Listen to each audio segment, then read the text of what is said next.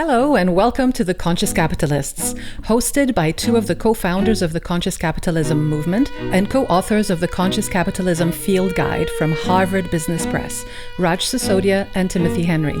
Each week, this podcast covers current events and business news and Raj and Timothy's latest thinking on what it takes to build a conscious business.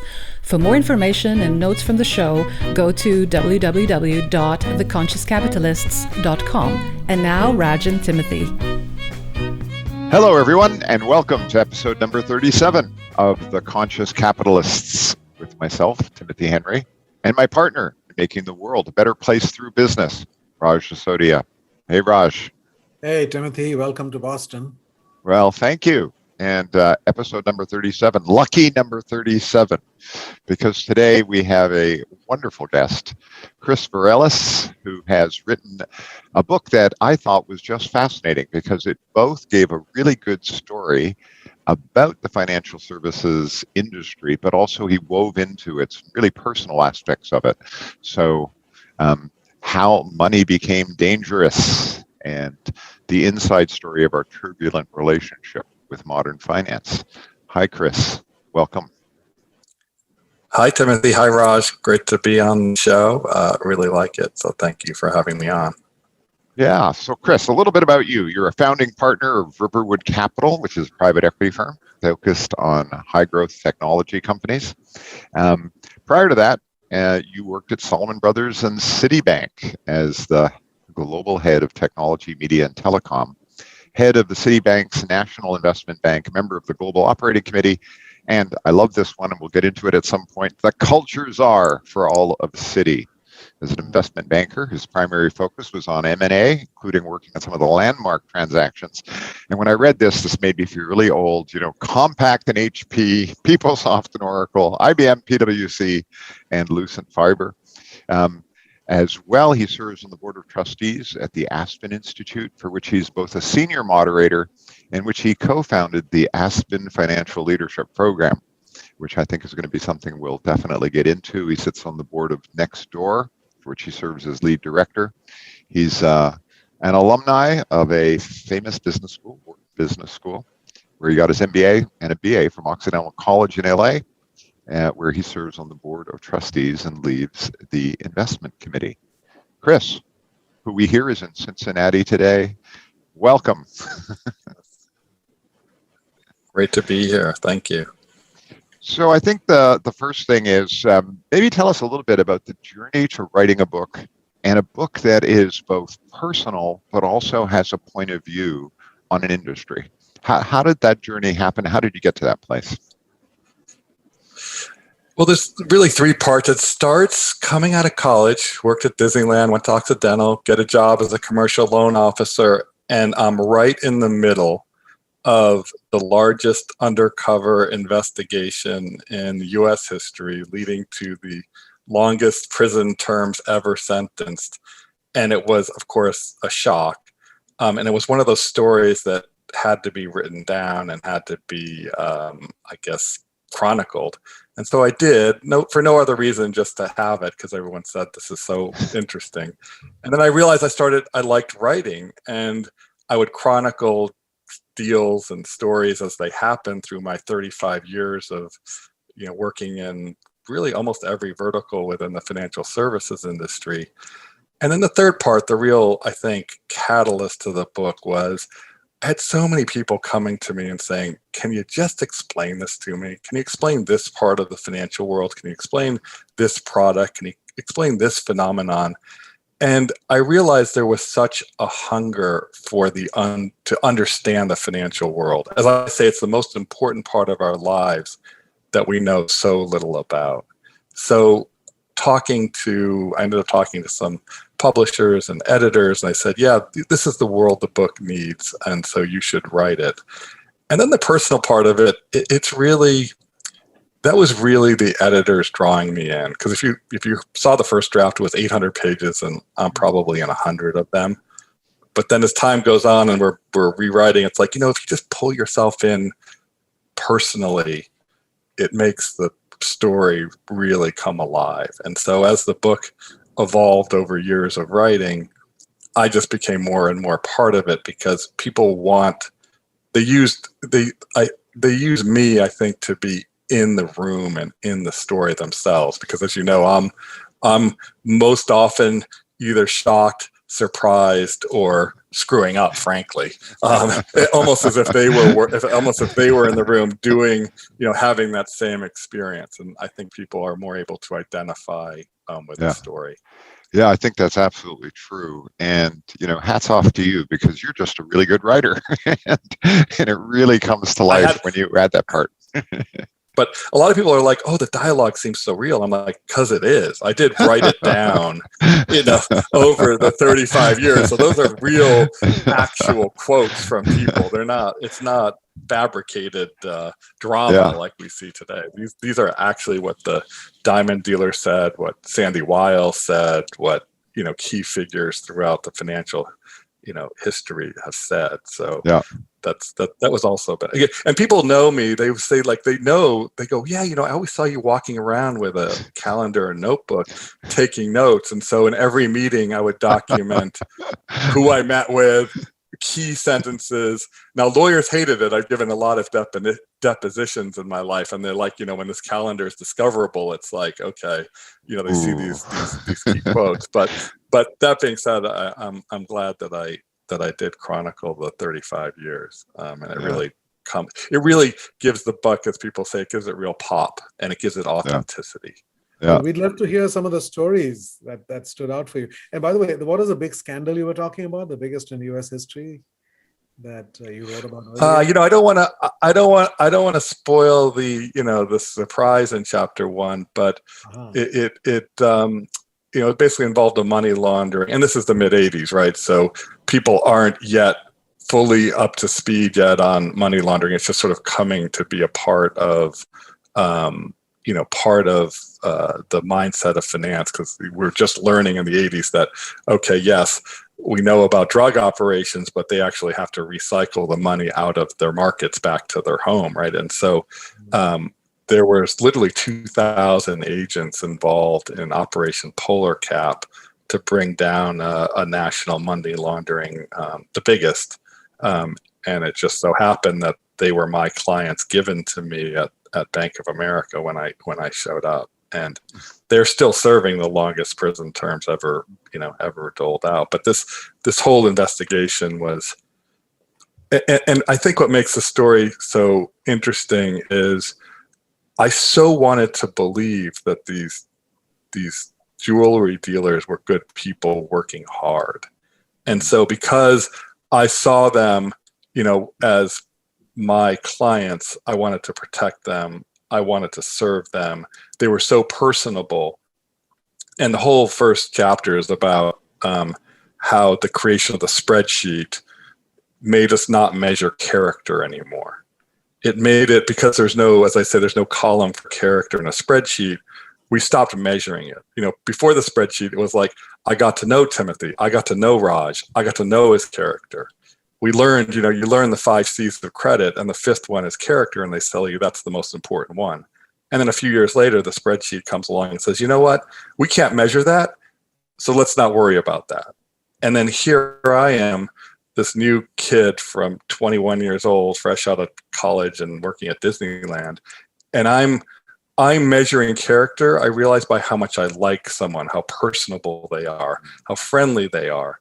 And, some of these money launderers turned out, that I thought were friendly, jovial people, turned out to be doing some pretty awful things. Whereas other people who had these really fiery language, and every other word was a swear word, and I would judge them like, ooh, people that swear can't be, must have issues. It turns out you could trust them. They had a very strong character. So one of the things that I try to get out in the book is some developments are appropriate. It's just you're also losing something. So the fact that we're not measuring character in some ways is good because it takes out the human fallibility, but it's bad in other ways where, what if you don't have the right credit rating in the past, but I knew your character? George Bailey from It's a Wonderful Life, not to date ourselves, doesn't doesn't survive in the world of the spreadsheet, right? Yeah. Yeah. Well, it's interesting because I suppose in your experience in private equity sort of / venture capital, you know, I suppose you have spreadsheets and you do a pretty good job with those. Absolutely. But then ultimately, you know, a lot of investments come down to who's the team, who's the person that we're trusting with our money here. And I'm curious how your idea about character has evolved from that 21-year-old fresh out of Disney World to, you know, here I am in private equity now, you know, putting people's money at risk with these people. How has that changed in terms of how you evaluate or think about character? Yeah, I would say it's come full circle. I will say there was a period, and that's the beauty of finance. It's like you evolve, you know, many times. You know, I would say, okay, yes, here I was buying into the story of a friendly, jovial, wonderful personality who turned out to be doing bad things. And then, you know, the Moneyball, you know, Wharton, Moneyball, everyone said, like, you know, the numbers tell the story. The numbers tell the story. And then I really bought into the numbers tell the story. And then over time, I've come to realize that the difference between winning true success and not is really about leadership. It's really about the people.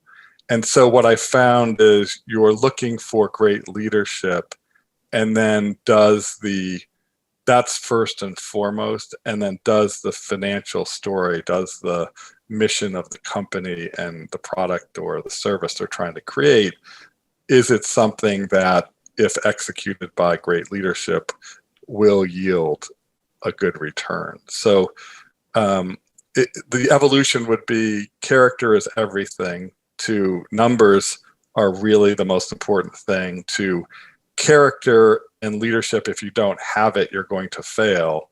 And so therefore you need character that's reinforced by a good business plan. And that's, you know, not that that's anything to, you know, in the end, you get to the end place and you're like, well, I should have probably been there from the beginning, but, you know, if it was that easy, then you just, you know, show up fully formed and ready to invest. So take us down a little bit about that great leadership. I mean, that's a wonderful phrase. What does that mean to you? How would you define like the 2 or 3, what you would define as 2 or 3 really important characteristics of a great leader?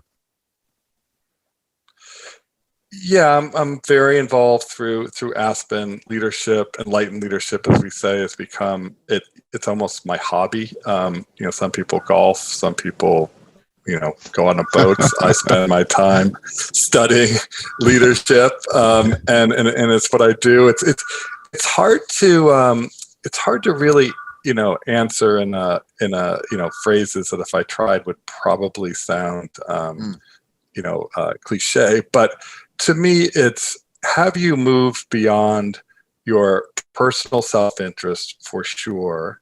That's step 1. Step 2 is, are you leading for the right reasons? And then ultimately, are you willing to, you know, sublimate your ego, your the way you walk in the world for a time horizon that's measured, you know, in many years, if not decades, and measured by impact as opposed to your place. Your success is an output, not an input in your decision making. You know, we have a phrase saying, you know, great leaders get people to do what needs to be done. Really great leaders get people to do it happily. And the best leaders are people that lead, and the people think that it was them that got them there. And the leader is able to, you know, control their ego and not need the credit. This is something I could go on for hours and hours. I'll stop there. But, you know, we have entire, you know, 2-year-long, you know, week-long seminars over 2-year periods to discuss this topic. So it's you know, through Aspen. So it's been quite a joy for me to go on this journey and to have those personal relationships with the leaders, the fellows that are chosen to, you know, hopefully be the future leaders of the financial world. It's been a real joy. Would you share some other stories from the book, Chris, that illustrate? The stories that resonate the most are often not the ones that you think, right? There's like, oh, you think this story is going to be, you know, powerful and the like. And the one that like people reference, because I think they feel it's a small story, but it was really the one that people found like, wow, what am I? Who am I? But I had this boss on Wall Street who divided everybody into, horses, birds, and muffins, right? A little thing, right? And he'd say, oh, horses get shit done, as he would say, sorry. Birds hop around and have a lot of activity, but really don't, do any, make progress in the world. And muffins sort of sit there and take up space. And, he turned to me one day and he goes, I think I have you in the muffin category, right? And you're like you don't know what to say, right?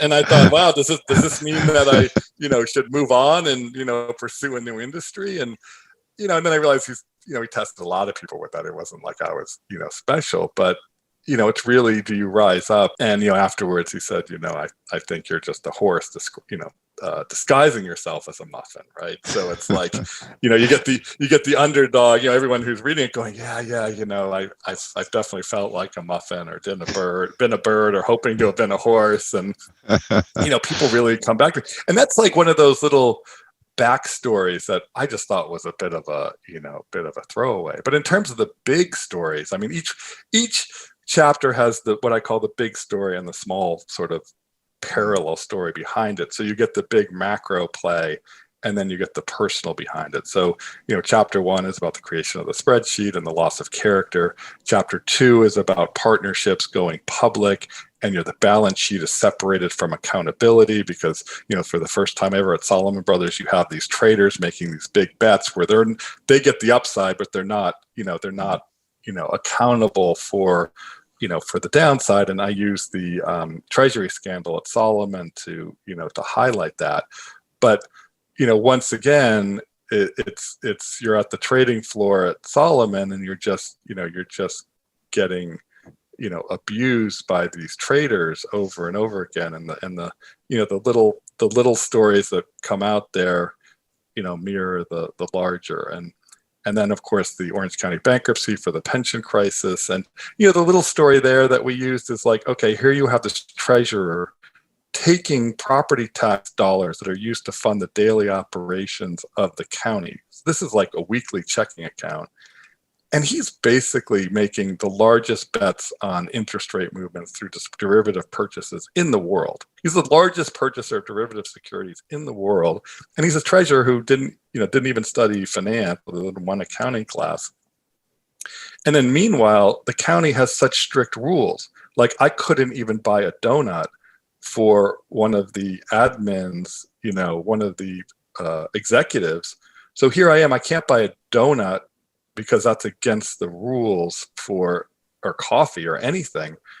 But the treasurer can make these $40 billion bets on interest rate movements. It's it's just indicative of, where are the controls, where are compliance, where is regulation, where does it apply, and yet it completely misses the boat on what really matters. So what he was doing was legal, right? You were just saying it was crazy risk taking, but it was, or was he? It was technically legal, and that's the problem with regulation, right? How do you regulate that which has never been done before? Because no one ever imagined. It's like if one of my favorite in all of my, I interviewed hundreds and hundreds of people for this, and they kept referencing this one book called Once in Golconda, which I highly recommend, about the 20s leading up to the crash. And, the reason they didn't have rules limiting, short selling of your own stock as an executive, because no one ever thought you would do it. So you had these executives in the 20s, basically shorting their own company, right, that they were CEO of, and making a fortune. And same thing, no one ever could have imagined that a county treasurer would take daily operating funds and use that to make leverage bets on a derivative market over a long period of time. All the evidence was there that this was inappropriate, but everyone had a vested interest in the party going on. And that's the other interesting thing about the finance industry, is every bad outcomes can start with a good intention or a good idea, but then people push it And if there's no accountability in the system or anyone with a vested interest of being a watchdog, then it just, the behavior just goes on and on and on until it breaks. So yes, it was legal, but it was only legal because no one ever thought to make it not legal. And we live in a world, for better or for worse, we live in a world where legal system, we don't live in a Napoleonic code. You don't need a law that says you can do something. You can do whatever you want as long as there's a law that says you can't. And there's a lot of, as long as you can. So that allows for innovation and liberty and freedom. But one of the key takeaways from the book is with that freedom to innovate comes ultimately it being pushed too far and breaking. That's the way our financial system is designed. And the only question is, what can we do to stop that from happening? It's hard, but it's really more about who gets hurt and how do we protect those people that are ultimately hurt when it breaks. Well, interesting. In your last chapter, you have a heading called Developing Solutions is Easy, Acting on Them is Difficult. And then you make 3 recommendations around what needs to be addressed for the banking system and the investment management industry. I wonder if you'd like to just quickly review those 3, and what, if anything, has changed about your view about, are those the 3, or is there something else that's emerged for you? Yeah, for me, it's really all about leadership at first, but within leadership, it's what are the incentives that you've created?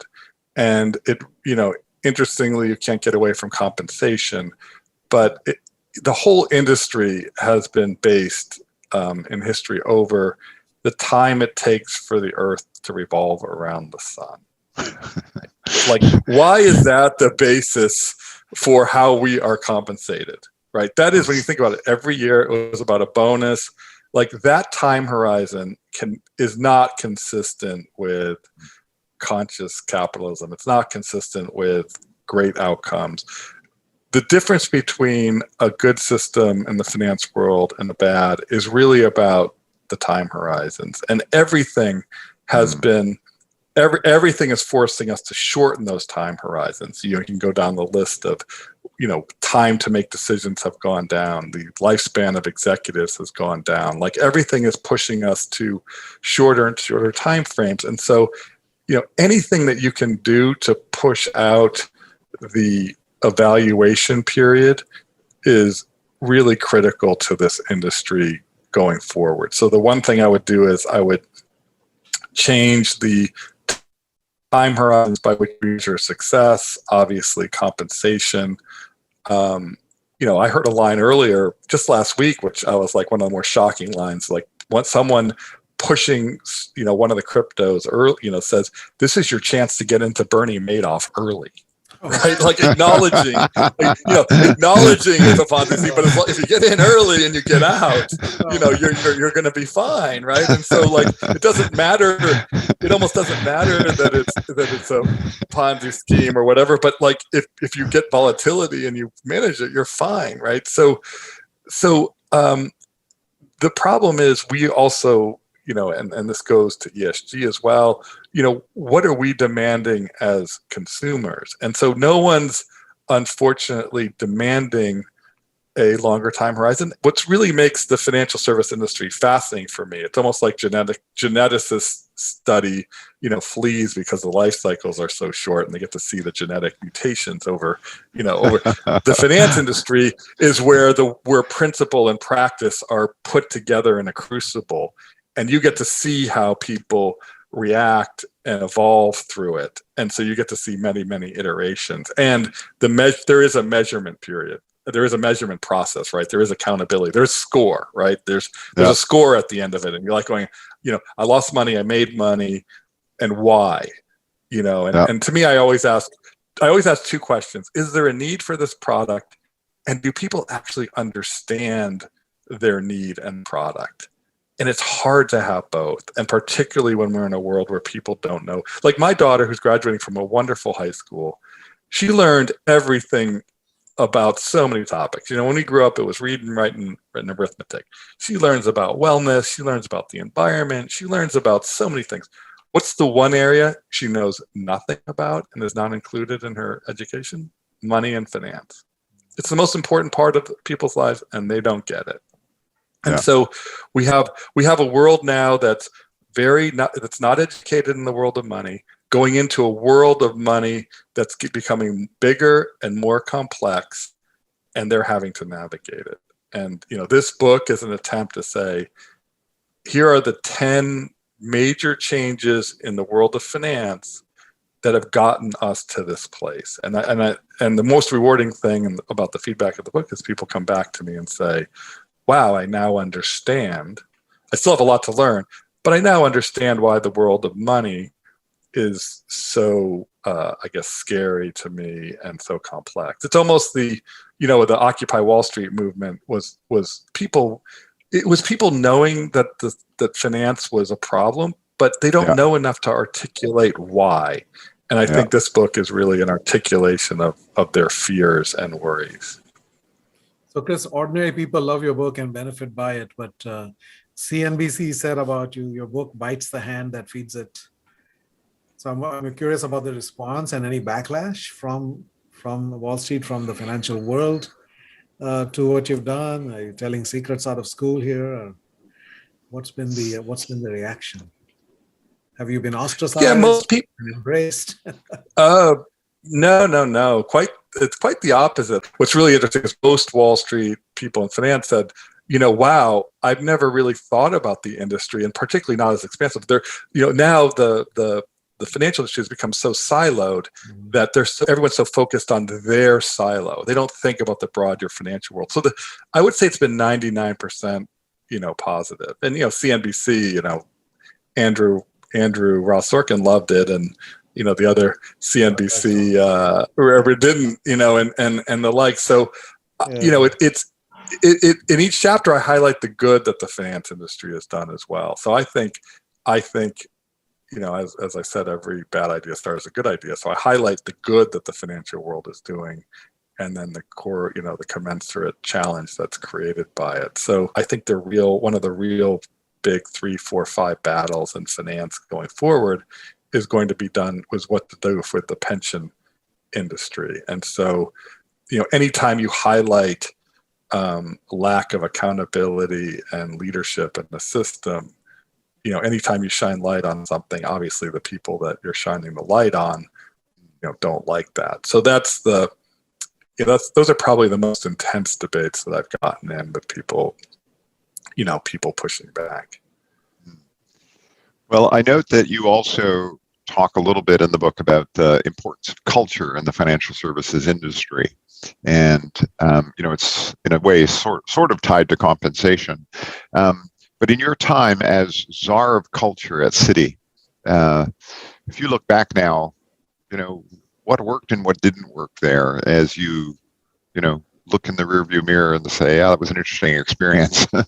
Yeah, I loved my time as culture czar. And the way it happened was, and I'm really proud of this, even though our group was very successful and we worked on great deals, to this day, people come to me and say, wow, working in a group was the best experience I had in finance. It was the only group I know that was so team-oriented, so positive, long-term focused, use positive reinforcement, not negative reinforcement. And I always get these high ratings from the management scores. And I always get called back to New York saying, okay, tell us how you did it. And so I'd tell them and they'd say, no, really, tell us how you did it. That can't be it. And I said, no, that's it. There's no. And so I got frustrated. I said, stop asking me how I did it and then telling me my answers can't be the reason. I don't know what you're really looking for, but it really is about inclusivity, team orientation, long-term perspective, all of those things, which, they like. I said, and so I turned it around. I said, let me ask you a different question. Let me ask you a question. Why did you make me the manager of the tech group, and then TMT, and then banking, and then they kept adding, like all these positions, by the way, I didn't switch. They just kept adding them on, oh, you're a good manager, so take this. You basically gave me my early management positions because I did the more deals than anybody. That's how you select managers. You don't select them because you want them to manage, be good manager. And they're like, all right, Chris, fine. First, I was culture czar of investment bank, then all of Citi, do your thing. try to make it happen at the whole, 440,000 people in 100 more countries than McDonald's. I'm like, sure, that's, I love those tasks. I'll take it on, right? It sounds like it's not, not doable. So, set up this culture committee. We had 55 changes. I think the most dramatic one was 25 to 50% of your comp at change is tied to your culture score. And that was something that, couldn't, be like negotiated away. So as a result, that really got people to think about it. It started weeding out the bad players. Now I will give the concern that came with it as a Solomon brother, as someone who was part of Solomon Brothers, it did eliminate the characters as well, right? So the people that really gave the workplace some real, spice, the disruptors, didn't survive that. And I'm going to give the concern I have. I'm worried I was the one that sort of drained a lot of the Solomon Brothers disruption and innovation out of the system. So it's not that it didn't come with a cost, just to be fully balanced here. So I thought, yes, I think these financial firms really need to focus on their mission and their culture, because right now I don't think they have it. Back in the day when you said Solomon Brothers, or you said Goldman Sachs, or you said Morgan Stanley, or whatever, an image came to your head like, okay, they have this mission with this type of culture, this type of personality. Now I feel like they're all sort of become homogenized and they're blending together. And so as a result, then that means you don't have a unique culture. And if you don't have a unique culture, then it's hard to have a people buying into your mission and really living it, as opposed to just saying, okay, what deals do they want us to get, and what do I need to do to maximize my bonus for this period of the Earth going around the sun? So, Chris, I love your comments on that, your perspective, and the thing that really I find fascinating, and Raj and I have been part of this conscious capitalism movement for 12 plus years now, and we can go and we can show you the statistics that show why this is a better way of doing business. And so I'm curious, when you think about this whole issue of culture and you think about financial service industry, and you just said, like they've lost their way, they've become homogeneous. How do we hack our way out of that jungle? Like, where do you start to begin to say, and do you see any movement in that place of people saying, yeah, we really need to create different kind of culture in financial services industry, and damn, I'm going to put a stake in the ground and try to do it? I don't. It's hard, particularly when times are good, and we can debate whether times are good right now. I would say they're good for those who are, in the investing world. It's hard to argue against it. Transformational change, as I found, is really hard to do when things are good. I mean, who makes change? Look at all the great transformational leaders in corporate history. I went through the Disney one, I went through the B of A one, I went through the, through the Solomon one. It always happens when the wolf is either at the door or in the chicken house, because people are willing to get on board with the change. When things are good, you say, well, what are you doing? I mean, people have argued Jack Welch at GE, he did that, but in retrospect, there's you could question that, but there's very few examples. And so and then you add on the challenge of scale. These businesses are so huge. So I'm very skeptical that the large banks, can do it. I'm friends with Jane Fraser at Citi. I think, she's a wonderful leader. I know this is a priority for her. So I know people are on it and they're thinking about it. But I think it's going to be really hard for the large banks to do it. And so it's really about the innovators, the fintechs, the young up and coming firms who are really, eating the big firms from the bottom. And I think that's hopefully the catalyst for change. But, history's not been kind to large players reacting to outside challenger. And so, I'd like to be a little more hopeful, but I think with the scale combined with success, combined with the people who can innovate, I hate to say this, but the people who can innovate, they're not really going to, the finance world now, which is also, the best and the brightest, right? What was that book written about? It was written about, the smartest people in the room growing to Wall Street. And so, yeah, sorry to be so, negative on this. I wish I could be more positive. And my solution I'm attempting is, let's create enlightened leaders that exist and have them go back into the world and hopefully, lead through character, lead through a long-term vision. To me, it's like going on a diet. Like, oh, you want to lose weight? Okay, cut your calorie intake, control your portion size, do intermittent fasting, work out, do that for a couple of years and you'll lose weight and you'll be in great shape, right? Like, you know what to do. It's just doing it. And then so management's the same way, like use positive reinforcement, have a long-term time horizon, make sure that people get credit for their contribution, stop others from defining success as to what they do best and trying to belittle what they can't do and saying that's not a contribution. Like I can give you the list of what you should do as a manager.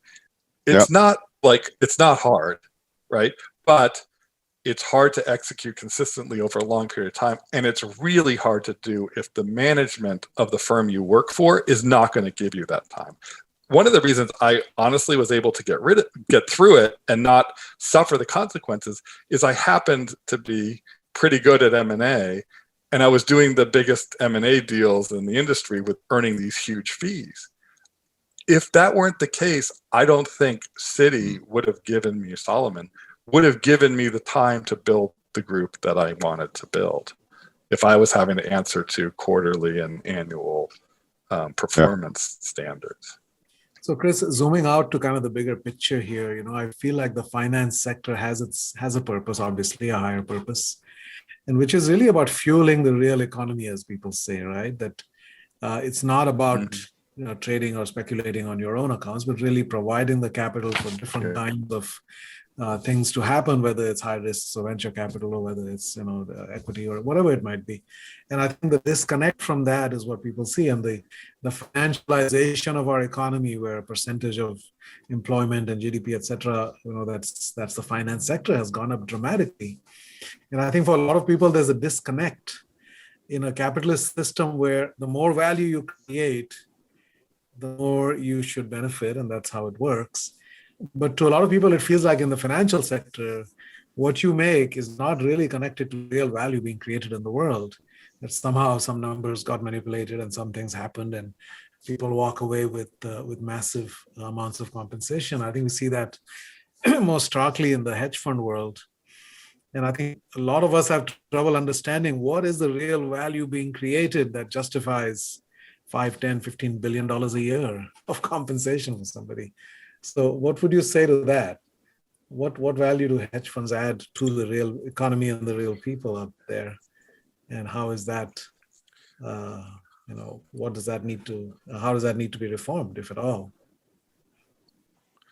Yeah, having made so much of my livelihood and living off of really creating efficient access to capital and efficient allocation of capital, and people really underestimate this, but the ability to exit, in the world of M&A, I made sure that you got full value on your exit. So efficient capital markets and the efficient movement of capital in the strategic world was key. So I know it's valuable.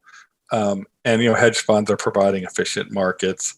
You can question, it's hard to really grasp the value of efficiency. The problem, I think, is not that they're get so much value for that efficiency.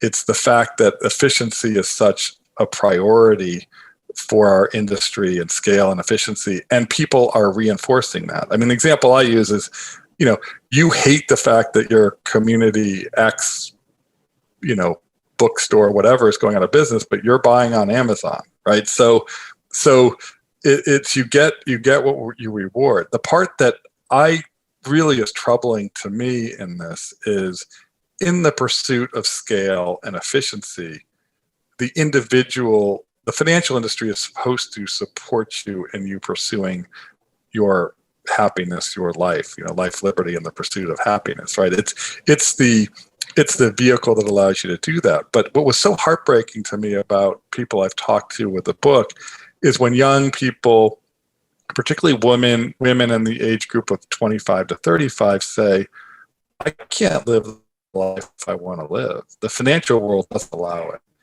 Between student debt, the cost of children, the cost of marriage, the availability of attractive, of spouses that are in a financial position to be married, combined with, I don't ever see how I'm going to get security on a short-term basis, let alone a long-term basis. They see the financial world failing them in every part of their life. And they don't know how to overcome that. And so, to me, yes, people getting compensated a lot for efficiency.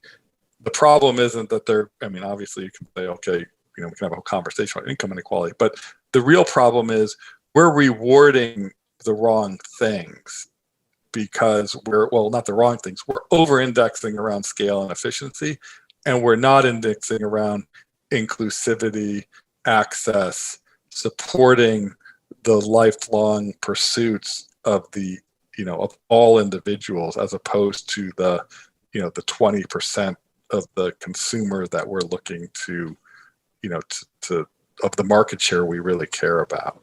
And so, to me, the real challenge of our industry is how do we shift our priorities from scale and complexity to access and inclusivity. That's the real challenge if we want to provide conscious capitalism, conscious, leadership has to create the systems and the incentives to do that. And we're just not. So, that leads on to a natural question, which is, in conscious capitalism, we're looking for conscious capital. Where is that patient capital that recognizes that, this is a better way of doing business, and therefore has the patience to sort of say, yeah, you can create sustainable long-term value using this model, but in any one given quarter, it may not be optimizing things. Do you see any movement towards this idea of what you might call patient capital or more conscious capital that's looking and sort of saying, yes, long-term sustainable value, these kind of companies with these kind of purpose, mission, and values, it's really important for us to make sure we support those. And we're not giving them, extra space because, they're also really good businesses. This isn't philanthropy. We're looking for these kinds of businesses. Do you see any movement in that space that gives you hope? Yeah, I do. I see it in the people, I think this is a good, ESG evolution is a good place for it, but not in the way people are talking about it and not in the way people are thinking about it. ESG, if it's compliance, it's not working. If it's part of your mission, it is. But even within that mission, it still has to be, in my opinion, part of the profit motive. Like this notion that capitalism and profit are inconsistent with ESG, I think is not only wrong, but it's doing a disservice, because only if you're pursuing ESG and with consistent with profit will it work. And the example I use is you only have so much time, talent, and treasure to innovate. And you can direct that time, talent, and treasure to innovate in many different ways. If you direct it to ESG, you will have success, and not only will you make the product cheaper or whatever you're trying to do, but better. I was visiting a company yesterday, and they had developed a way to grow food with 97% less water usage, right? And they could have directed their innovative resources to do something different, figure out. It's like people have this view of like you have this unlimited source of time, talent, and treasure to do everything, and you're choosing, you should choose to, direct it over here, even if it costs more or whatever. But you actually know you have choices. And now if you think, okay, if we direct our resources here, we're not only doing better for the environment or whatever the objective is, but we're actually now more competitive. And by the way, if it really matters to you, you should be willing to pay for it. I don't think people will. I'm assuming that they're still going to choose the lowest cost, item on the shelf. And so therefore the ESG has to come through the producers, and their allocation of their scarce resources needs to be allocated towards ES and G, but it also has to make good business sense. And those two things can go together. Is it, I asked this question, is it a coincidence that the vaccine developer who said, we're not going to have profit as our motive, AstraZeneca, Oxford, is it a coincidence that that's the one having problems? It's not a big sample base, but it's interesting to me that the one who said profit is not our purpose is the one that's having all the issues.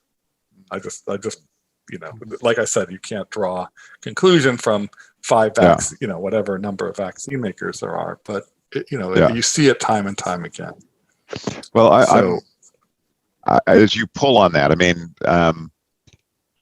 I would argue that ESG, which is really being driven from the outside as a set of external standards by which we're going to benchmark different companies in terms of identifying, in essence, who are the bad actors, and then setting a minimum bar that everybody's got to sort of perform to, is slightly different from the idea of a company itself internally saying, people and purpose are really important to us because we think that drives profit.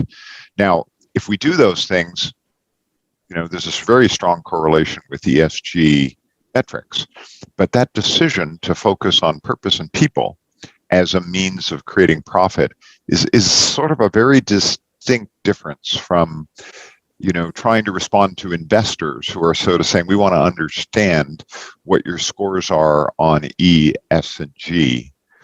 And I'm in that space. To me, it seems that the universal joint here is the role of the board. The role of the board in trying to say, we're getting this pressure, and we're going to respond to the ESG world this way. But our company has a very distinct model that's integrated into our strategy of how people and purpose deliver a competitive advantage for us.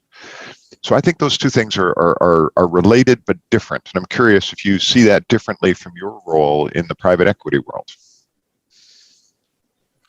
I think your distinction is spot on. I get worried when people create these outside lists because it becomes a compliance exercise. And I will tell you, while we're very proud of our record and what we've done, and we qualify pretty easily on the ES&G because we're creating jobs. We're doing it through companies that don't create negative externalities, right? And so the fact that, it can be done, frankly, by doing a good job, tells me like, okay. And if you look at it as a compliance mechanism, I go, are you really changing the ethos of an organization? Or are you just navigating around sort of these external compliance mechanisms? And look at the finance industry, right? How many disclosure documents do you sign that you don't read? Every day. And that's really, yes, the board has a big place. It's like, are you choosing the right leaders? Are you giving the leadership the right focus and guidelines and time? And because at the end of the day, the board's job, as much as we like to, make these boards sound out to be so, important, there's a mythology, I think, around what, the value that a board typically provides. It's basically to choose leadership and to make leadership, motivate leadership in the right way, and then, of course, be supportive to them in any way they can be in pursuing their leadership objectives.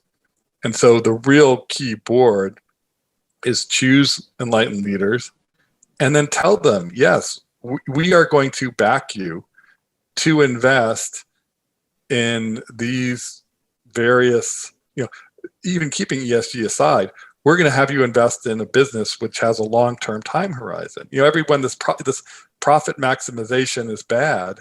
Profit maximization is bad if the measurement period is very, very short.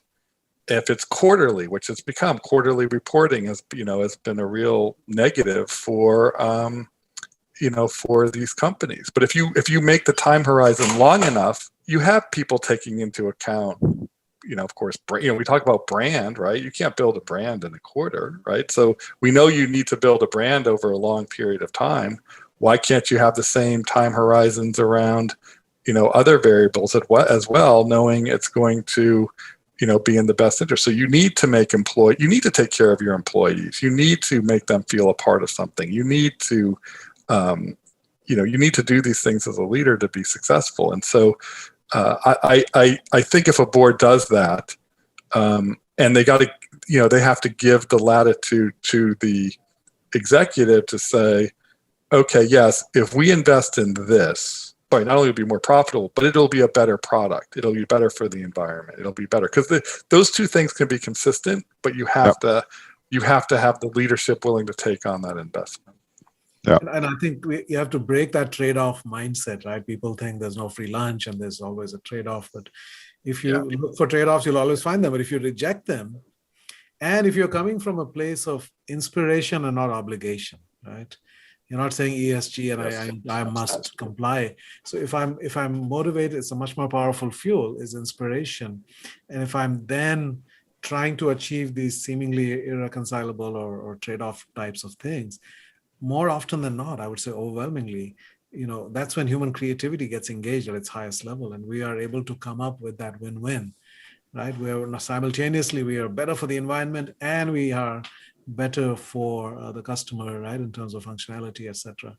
All around, all the stakeholders can win. So I think keeping it at that level of inspiration and rejecting this idea that all of this has to come with lower performance. We've got lots of data and evidence that says no, we don't have to make that trade-off. But so, making money is important and profits are a social good, but it matters how we make the money.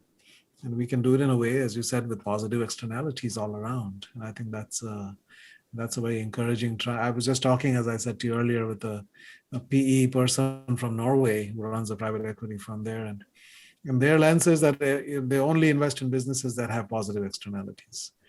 They cannot have any negative externalities. And so it's one of the highest performing portfolios in the world, according to him. And there's a Harvard case written about them. So I think we're starting to learn that, we need to shift our mental models around these things. Yeah, no, absolutely. And that's why I think it's unhealthy to say there's a trade-off. We need to stop that mythology and start moving away, because it's not helping, it's not helping anyone. And then the other thing I'd push back on is what has given us the ability to even have this discussion, right? I mean, the profit motive you think about who are the best environmentalists, who are the systems and the societies that have been able to make the most progress. It's the ones that, have had a capitalist-based, profit-motivated, because at the end of the day, there's nothing that has proven to be effective in terms of focus and having people directed towards creating something that the world wants. And once you create different competing incentives or competing missions, it leads to chaos. And so we need to accept that the profit capitalism does that effectively. And so rather than saying they're competing, say, how do we have ESG be a focus within that very successful model? Yeah. Well, I want to sort of be a little bit optimistic about what financial services can be. In your book, you have a wonderful story about your Uncle John and banking as it could be, or maybe even should be. And I wonder if you want to share that story as we start to move towards wrapping up here on a positive note. On a positive, yes. My parents are Greek immigrants and very lively characters, even for Greeks, and my uncle was particularly one. And it's an amazing story. You come to America, you don't know the language, you have nothing, and what's interesting is I always say too, like there's always these mythologies, right? Like we were the land, give us, you're tired, you're hungry, or what. My mother tried to come to the United States and she was turned away, at Ellis Island, and she had to go to Canada. So it's like, it's not like it's not like there was anything like, their classic immigrant story. And, my uncle created a bank was very involved in real estate, became, extremely successful, built a bank, still exists, Patriot Savings in Connecticut. And, he was the founder, creator, executive. And, I go to visit him. He's, in his 80s, and I stop by. I always, would stop in to say hi, because he always had, no matter what, whenever I saw him, he always had these tidbits of insights that I always got from him. So I go to visit him, and I go up to the executive floor, and I go, "Oh, I'm looking for John Kansas, my uncle." I said, "Oh no, he's on the ground floor." And I'm like, "He's on the ground floor? Like, the ground floor is the branch, the retail branch." And he goes, "Yeah, that's where he is." So I go, "Really?" So I go down to visit him, and there he is. His desk is at the front door, sitting there, and he's got this nameplate that says, founder on it. And he's like greeting people as they come in, saying, "Oh, welcome to Patriot Savings. I'm, so glad. How can I help you? What would you like to do today?" Right? And I go, like, "Uncle John, what are you doing?" And he goes, "Well, I'm obviously retiring, and I can do whatever I want." I said, "Can I sit in the retail head, top the headquarter retail branch and, greet people?" And they of course said yes. And so here you have the founder, chairman, whatever title, almost like, I'll use the Walmart greeter analogy, right? He's greeting people in and saying welcome and how can I help you? And he says, "This is where I want to be. This is where the customers are. This is what personalizes it. And I think what made our bank different." And it was stunning to me, right? I mean, it was like, wow, I almost want to say, and I hate to admit this about myself, but my reaction was, and this is, I think, what makes also the book helpful is, I give my authentic reactions, even though they aren't necessarily the most kind. I was almost like, "What are you doing? You're like greeting people at a retail branch?" Like, no. But then I thought about it. I said, this is it's such a beautiful thing, right? It's a reminder of what really matters and what's important. And for him, it was connecting to people on an individual basis. It wasn't sitting on the executive floor in his final years doing God knows what, right? It was, I want to meet the people and be with the people and help them. And I thought, what a beautiful, wonderful, story of, who knows how we do that at scale or get that, integrated into the financial services need, but that's what we ask that's what we should ask leaders. How are they doing that? How are they bringing banking to the people to make their lives better, to help them reach their goals and their objectives? How are they doing that? That's a beautiful example of, character. You talked earlier about great leadership and character, and in a sense, it runs in the family, Chris. That's wonderful. Congratulations. As you look forward, maybe last question. What's got you excited? What gets your juices going these days as you look over the next few years for yourself, and what's really interesting to you? Well, I really want to see how things play out. I don't want to make this sound like a, Netflix drama series that I'm excited to watch, but there's so many fascinating tensions that we're going to get to see how they turn out, whether you live, 10, 20, 30, 40 years, you're going to get to see some big, small, some grand experiments played out. And, I'm really curious. I feel like I need, this is part of my mission in the book and Aspen, everything. This is done to try to influence this, and maybe futile, but I feel like I have to at least take a swing at it. I mean, the fact that pension accounting and pension accountability has really doesn't, there's no accountability in the system. The fact that we can continue even though we know we're issuing obligations that we don't have funded. When does that break? How does it break? People ask me like, okay, I get it. I should be nervous, but what's going to happen and how and why? And I say, if anyone, one thing that you learn if you studied, 35 years for me now, we studied finance, same for you, is if you think you can predict the timing, how many quotes do I have to give you? The Alan Greenspan in 1997 saying, this is a time of irrational exuberance. Well, he was right. He was just 3 years early, right? Or, Chuck Prince saying the music is playing, so we're going to get up and dance, right? And then it just, when he said that was when the music stopped, right? It's like no one knows the timing and no one knows how it's going to play out. But the one thing that's certain, and this is sorry, it almost sounds, when you say what I'm interested in, we're seeing something play out that has a complexity and a size that we have never, that we've never seen before, in history. And as Einstein said, one of my favorite quotes is, the area of knowledge increases, so does the circumference of darkness. And the lack of understanding and the freedom to create bigger and more is coming up against the wall of understanding and the ability to manage that. And it's going to be, I think it's just going to be fascinating to see how our quasi-MMT experiment, if not full MMT experiment, how it ends. And then what's the fallout for that going to be? So I'm sorry to pick, what are you excited about? I hope it doesn't sound too morbid, that I'm excited to see how these things play out, but excited to see how the car accident happens and whether there's right, yeah. And so I'm excited, frankly, to you're doing your part through this, so thank you for that. I mean, luckily there are a group that is trying to have the conversation about what is really going on and how do we manage it so that really we're trying to protect the ultimate people that will be harmed by the fallout.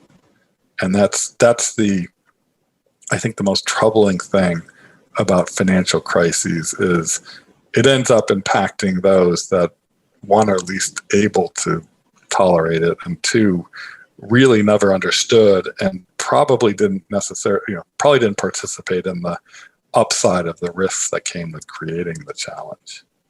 So thank you for what you're doing, through Conscious Capitalists, and I'm trying to do my part as well. So the good news is, or the positive is, we definitely have a challenge that we can identify. We have a purpose. We have something that I think is the biggest challenge that people aren't focused upon. Chris, thank you for that very thorough walk through the challenge, the opportunity, and maybe even the coming crisis in our financial services industry. And thank you, listeners, for listening in. And if you've enjoyed today's podcast, then please, on whatever channel you're listening on, hit the subscribe button.